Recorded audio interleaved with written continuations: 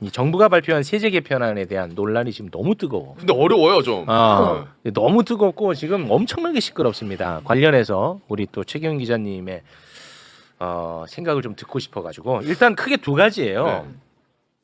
주식에 대한 양도소득세를 이제 거기다 이제 과세를 하는 대주주 주식 보유 기준. 예, 그러니까 대주주의 양도세를 매기려면 대주주가 누군지를 네. 규정을 해야 될 거 아니겠습니까? 근데 그 전에 뭐 이게 뭐 역사가 있는데 아무튼 지금 현재는 한 종목에 50억 넣은 사람, 한 종목이. 한 종목에. 50억. 근데 요거를 이제 한 종목에 10억 넣은 사람으로 이거를 이제 낮춘다는 거야. 그럼 네. 대주주가 더 많아지겠네. 그렇지 많아지는 네. 거지. 대주주가 많아진다는 거지. 그러니까 오케이. 세금을 낼 사람이 많아지는 그렇습니다. 거죠. 네. 그렇게 해갖고 이제 세수 혜택을 보는 게 세수 효과가 한 2천억 정도로 예상되나 봐요. 오케이. 예. 근데 이게 지금 논란이 많이 일고 있어요. 왜냐하면 이렇게 되면 소위 이제 대주주라고 말하는 사람이 많아지잖아. 네. 그럼 이 사람들이 세금 내기 싫으니까 다 팔 거다. 주식 안 그러면 하고. 개미들이 오히려 손해를 본다. 어. 다 팔면 주가 떨어지고. 개미들은 손해 보잖아. 이 왜 이런 거 하냐? 5천 가야 되는데 뭐 이런 논란이 있는 거예요. 네. 이해하네. 이해합니다. 이해됐어요. 이해됐어요. 진짜로. 이게 워낙 지금 논란이 많이 되고 있다 보니까 음. 민주당의 이제 김병기 원내대표가 요거 다시 한번 검토하겠다라는 입장을 지금 내놓고 있는 상황입니다. 네. 요게 이제 큰 줄기 하나. 그게 하나. 요거 하나부터 해결하고 갈까 아니면은 분리과세 얘기. 요거 하나부터 잠깐 해결하고 갑니다. 말씀드리면 네. 지금 세제 개편안이라 그래서 시청자분들도 오해하실 것 같은데 세제 개편안이 주식과 관련된 것만 세제 개편안이 나온 거잖아요. 그러니까 부동산이랄지 다른 것들 소득세랄지 뭐 법인세 물론 이번에 법인세가 24에서 최고가 이제 25% 요런 것들만 그러니까 기업들 상장 기업들 관련한 것들 주식 관련한 것들만 나온 것이고 부동산과 관련해서는 전혀 이야기가 안 나왔거든요. 그러니까 이제 세제 개편안이라고 해서 퉁쳐버리면 앞으로 이제 그 다른 세제 개편안은 안 할 거냐 그러면 할 수도 있는 거잖아요. 네. 그래서 국정기획에서 뭐가 더 나와야지 좀 알 수 있는 거고 네. 요것만 놓고 보자면 네네. 사람들이 그렇게 생각을 하는 거죠. 아니 대주주의 기준이 한 종목당 10억이면 네. 그러면 한 아파트 10억짜리 아파트를 가지고 있는 사람은 대지주냐? 그러면 대지주인 아파트 10억짜리 가지고 있는 사람은 양도소득세를 보유 기간에 관계없이 25%를 무조건 내는 거냐? 라고 이제 부동산 세제와 견줘서 이야기를 해보고 있는 거야. 왜 그러냐? 이재명 정부가 출범하기 직전부터 그리고 대통령 후보 시절부터 주가 5천이라는 이야기를 했거든요. 네. 근데 주식시장 전문가들은 주가 5천 저도 마찬가지입니다만은 어디 민주당 토론에서 제가 그런 이야기를 했어요. 주가 5천을 가자라는 그 구호보다는 돈의 이동, 가계 자산 구성이 부동산에 집중된 게 주식시장, 금융시장으로 가는 게 한국 경제, 가계 재정에 아주 요긴하니까 그런 식으로 가계 자산 구성의 선진화 이렇게 바꿔서 부르는 게 나을 것 같다. 주가지수 5천이라는 그런 어떤 뭐랄까요 환타지 같은 거를 심어주는 거잖아요. 네. 근데 이제 그렇게 일단은 사람들한테 인식이 돼버렸어. 네. 인식 다 그렇게 생각을 네. 하잖아요. 근데 주가를 띄우겠다는 식으로 이야기를 해놓고 이거는 주가를 띄우는 게 아니고 주가를 물매기는 거네. 그것도 바로 그 관세 협정이 끝나고 그 다음 날이었잖아요. 네. 그럼 이게 뭐 하자는 거지? 이렇게 이제 주식시장에서는 받아들이는 거죠. 네. 근데 요게 이제 팩트가 그 부자 감세 맞잖아. 부자 감세 맞아요. 그러니까 종목당 10억씩 그 투자를 하면은 우리나라에 한 0.01% 정도밖에 안 될 걸요. 네. 그런 사람들이 그건 맞는데 네네. 일반적인 개인 투자자들이 걱정을 하는 거는 그 사람들과 그리고 지금 여기에서 50억에서 10억으로 낮췄을 때 주식시장에 주는 시그널 그 사람들이 사고 팔고 하면서 주는 어떤 그 변동성 그 다음에 주식시장에 주는 시그널이 주가지수 5천은 물 건너갔고 부동산으로 10억 아파트 투자해서 한 몇 년 있으면은 양도세는 거의 없거든요. 장기 보유 특별 경제가 있어요, 우리나라는. 그래서 뭐 심지어는 이런 경우도 있습니다. 한 100억 가까이 양도소득을 취했음에도 불구하고 한 8% 정도밖에 안 낸 사례도 있어요. 8%면 한 8억 낸 거죠. 네. 근데 이렇게 따지면 100억 정도면 이제 25% 당연히 그건 엄청나게 큰 아파트잖아요. 압구정 현대 아파트 정도 되는 건데 그런 거면 당연히 25억 내야죠. 근데 장기 보유 특별 공제로 늘 그 사람들은 케어를 해줬거든. 네. 그럼 주식 시장을 어떻게 케어를 해줄 생각이지?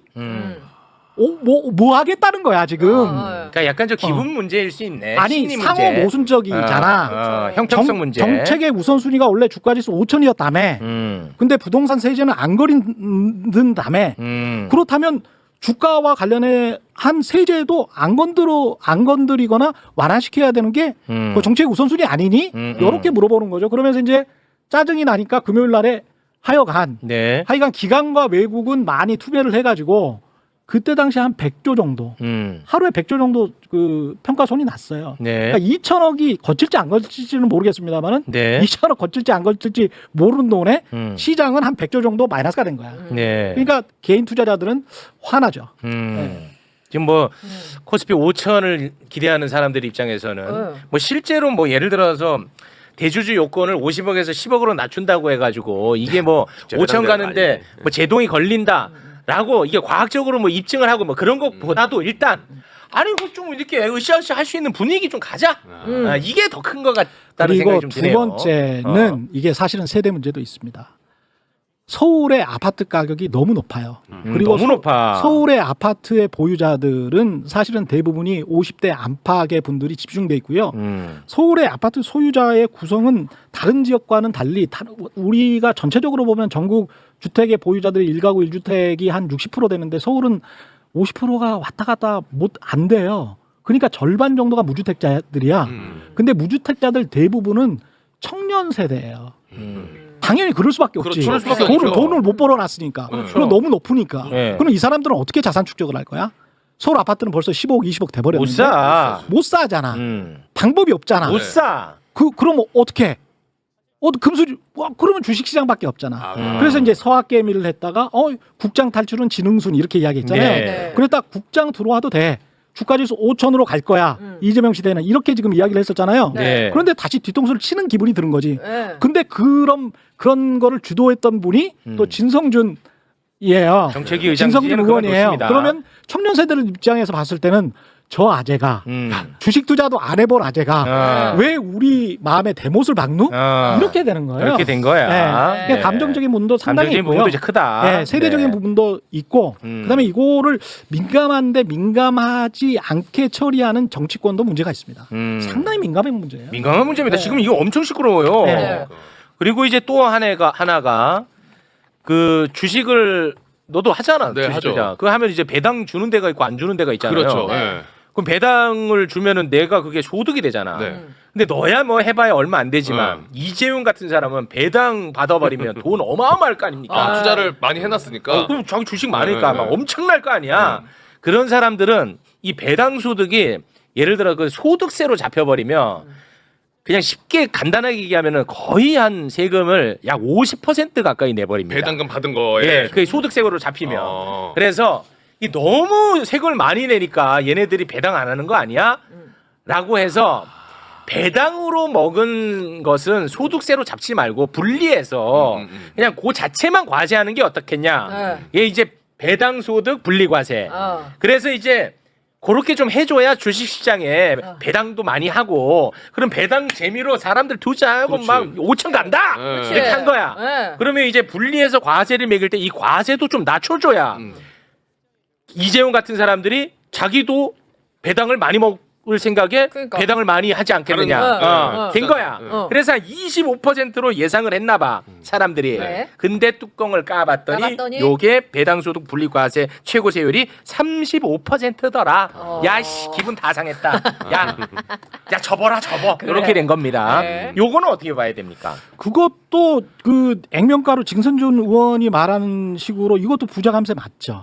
그러나 조금 이면을 들여다보면 요거는 두 가지로 봐야 됩니다. 그러니까 이제 배당소득 분리과세라는 거는 이게 좀 단계가 있는데 2천만 원 미만인 거면 15.4% 해가지고 그걸로만 퉁치고 그냥 끝나는 거예요. 그래서 종합소득세로 넣어지지를 않았어요. 근데 배당소득 분리과세라고 하면 모든 거를 분리과세로 퉁치겠다는 거예요.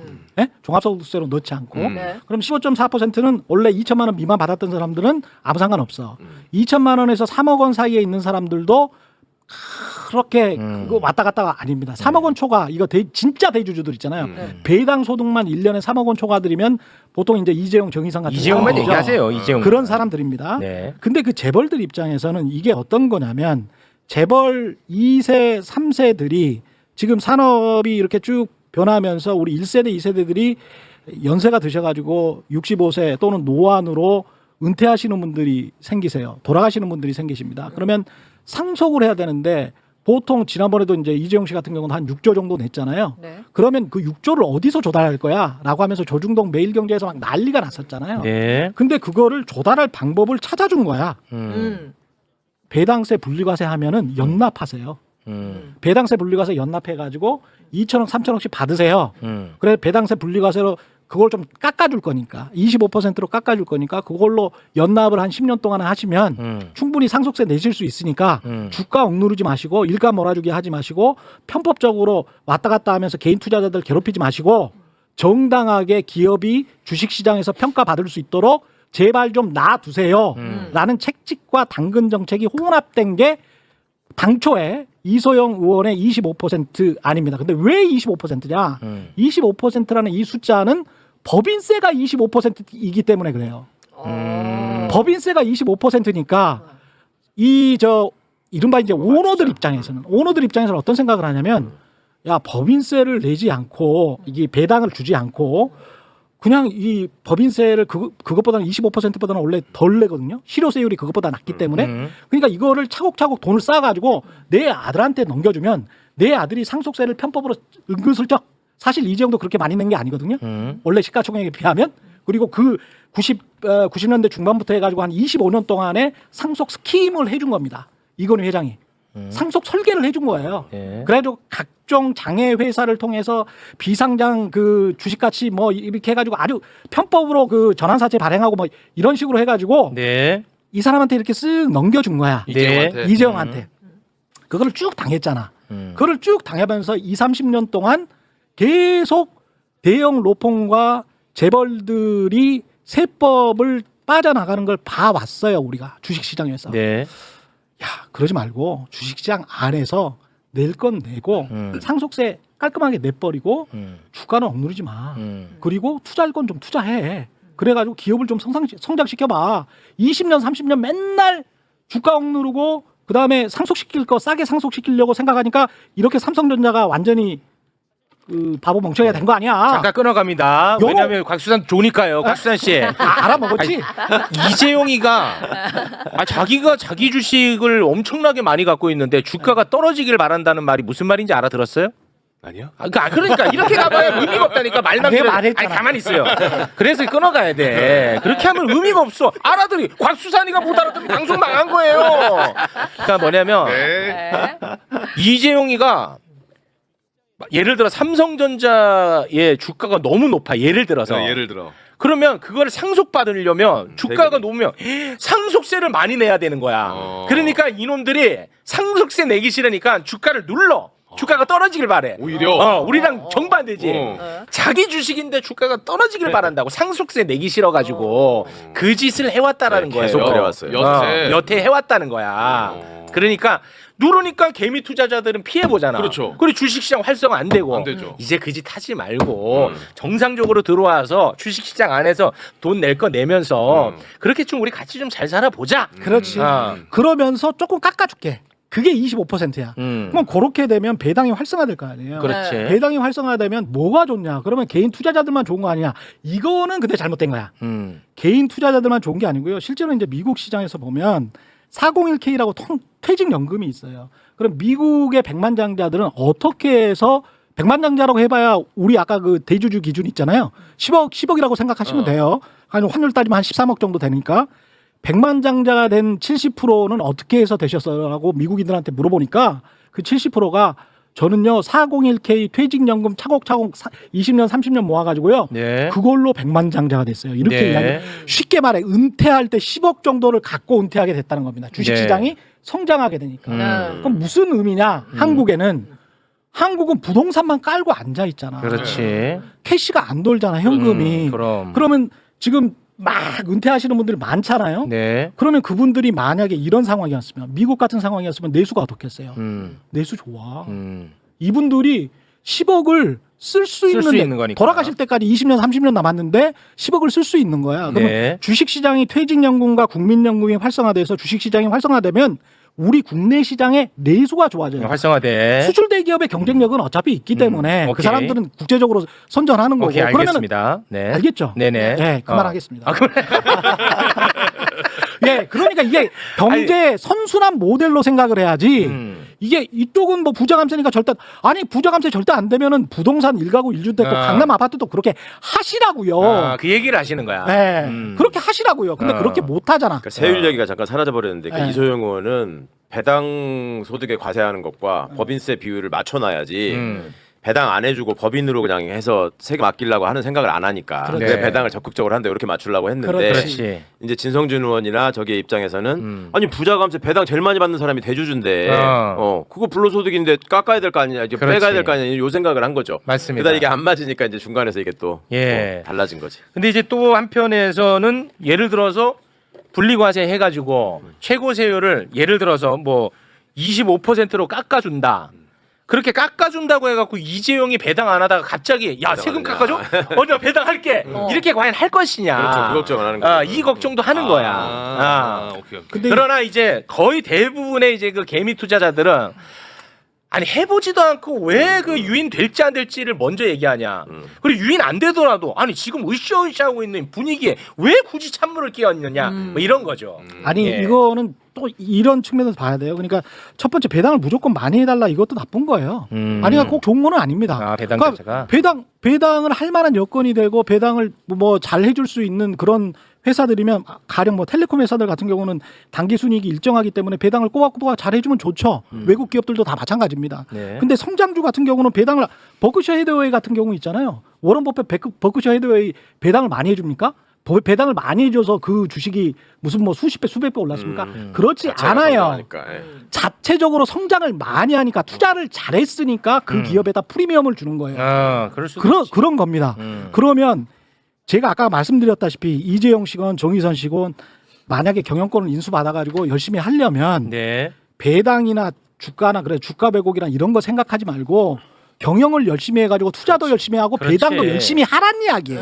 맞아. 정부의 원래 목표는 배당도 열심히 하고 투자도 열심히 해서 어떤 경제 활동을 열심히 하라는 거지 너희 가문의 경영권만 지키기 위해서 회사 돈을 가지고 그걸로 낭비하지 말아라. 그렇습니다. 그래서 회사 돈을 왜곡시키지 말라. 네. 그거는 그 회사 돈은 니들 한 5% 가지고 있는 당신들 대주주들 것뿐만이 아니고 95%의 일반 주주들 것이니 네. 그거를 합리적으로 이사회에서 결정해야 되는데 이놈들아 왜 그런 거를 못하게 알겠습니다. 집중 투표제도 막고 감사원 선출도 막았느냐. 네네. 그런 이야기가 세법 알겠습니다. 개정에 다 들어있는 네네네. 겁니다. 알겠습니다. 예. 그래서 결국은 보면은 제일 문제가 세습 경영이야. 본질은 경영권 자체를 세습하려고 하다 보니까 이 문제가 다 발생하는 거야. 맞죠? 네, 정확하게. 네, 그게 핵심입니다, 사실. 지금 이 정부가 그러니까 민주정부가 들어서면은 항상 뭔가 이런 식의 논쟁이 생길 수밖에 없는 것이 기존의 기득권 구조로 고착화되어 있는 걸 바꾸려고 하거든요. 그렇습니다. 지금 재벌 중심으로 성장해온 경제 체제나 시스템 자체가 우리가 그냥 머릿속에 박혀 있다 보니까 삼성을 그냥 이재용 거라고 생각하는 거예요. 시민들도. 그게 제일 문제야. 그게 문제예요. 그게 제일 문제야. 그게 모든 이재용 게 아니야. 그렇죠. 주주들 거지. 그렇죠. 그게 제일 문제라고. 예. 그렇게 정리하겠습니다. 네. 고맙습니다. 자, 우리 최경영 기자님은 확실히 말보다는 글이 좋은 것 같아요. 글은 실컷 말해주니까 이게 아니, 글이 뭐냐? 좋더라고. 아니, 최경영 기자 글이 좋아. 아니 실컷 말해주니까. 아니, 우리 기자님, 네. 글 좋아. 기자가 그럼 글이 좋아야지. 아니, 그거는 자부심 가지셔야 됩니다. 기자가 글이 좋아야지. 나는 정말 기자님 잘쓰지. 글 보고 오늘 처음으로 화나네. 빨리 끝내야 돼. 빨리 보내드려야 돼. 알겠습니다. 우리 최경영 기자님 약속한 대로 정확하게 3시 10분에 보내드립니다. 고맙습니다. 대단히 고맙습니다. 고맙습니다. 감사합니다.